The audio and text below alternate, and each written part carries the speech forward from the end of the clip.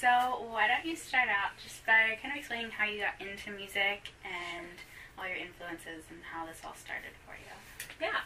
I started singing when I was really, really little, and that was pretty much my main instrument. I didn't start playing guitar till I was in high school, but I was in choirs, and I did a cappella through high school and college, and I traveled all over the place singing. And when I got my guitar, eventually I started writing more, and that's kind of when I realized it was something that I wanted to pursue.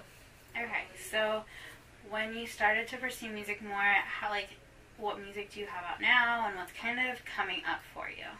Yeah, I've recorded a bunch of EPs independently, so I have, I guess, 3 EPs right now. And I just signed with Rockridge Music, and they're going to be releasing my first full-length record next year. Okay, it's exciting. I know, super excited.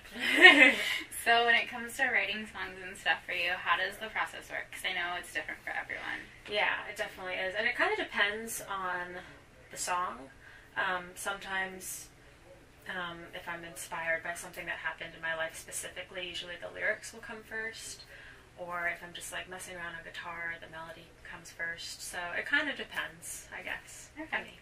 And you've been playing some shows with 2 great other artists, Matthew and Tony Lucca. So what has it been like to see them play and to kind of get to know them a little bit? It is so inspiring, and I feel so lucky to be on tour with them. It's really, really, really special. So it's been really cool just to watch them perform, and they're a little bit ahead of me, so it's cool to see like how they are on stage and kind of just learn from them. So it's been a really cool experience. Very cool. And when it comes to writing, like, do you like doing co-writes a lot, or like who are some people that you want to co-write with? I love co-writing. It's really awesome for me. I mean, I guess it sort of depends because you have to click with the person, but I have written with Matt Duke a few times, and that's been really awesome. He wrote some really cool songs together.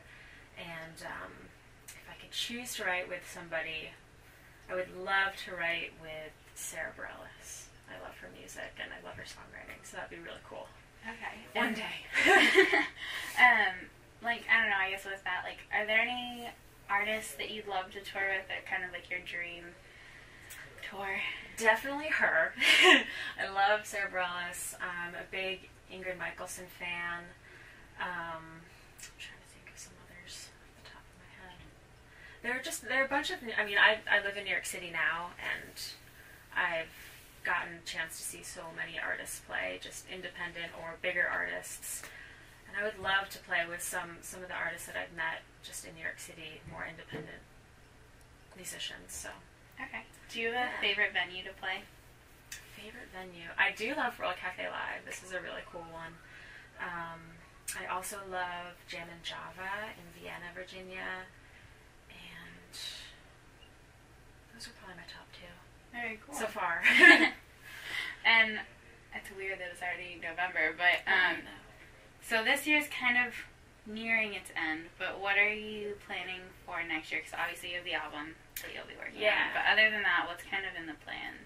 That's the main thing. I'm in the studio right now working on it, and it should be done by the end of this year, and then I'll release it probably in like March or April, and then I'll probably hit the road and do lots of touring and more writing. More to come. Yeah, lots to come. Awesome. And I find out a lot about artists through artists that I listen to, so who are some kind of artists on your radar that are still up and coming that you've either played with or just seen or heard about?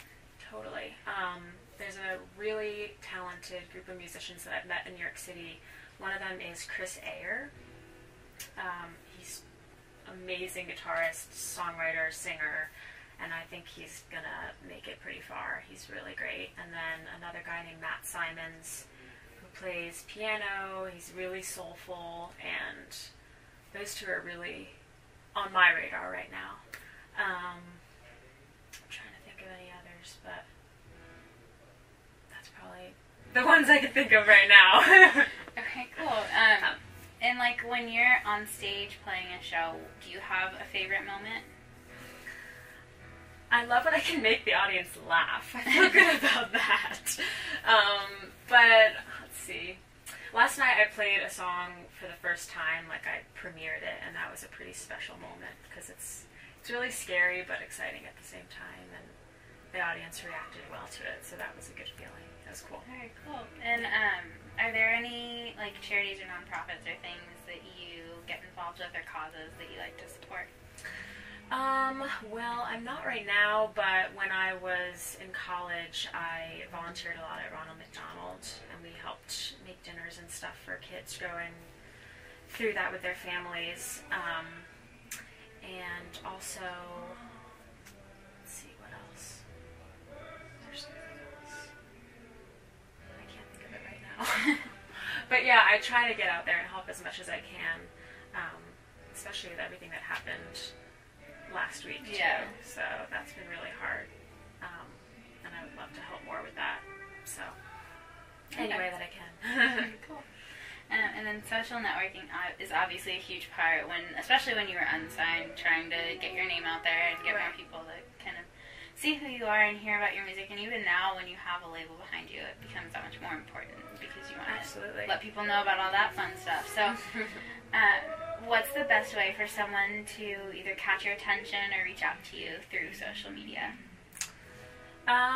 Well, I check everything constantly, so writing me on Twitter or sending a message on Facebook, I'll definitely get back to you. Like, even sending me an email, I'll be able to get back to somebody really quickly. Yeah. And then, do you have like a favorite song to play live, or one at the moment that's your favorite?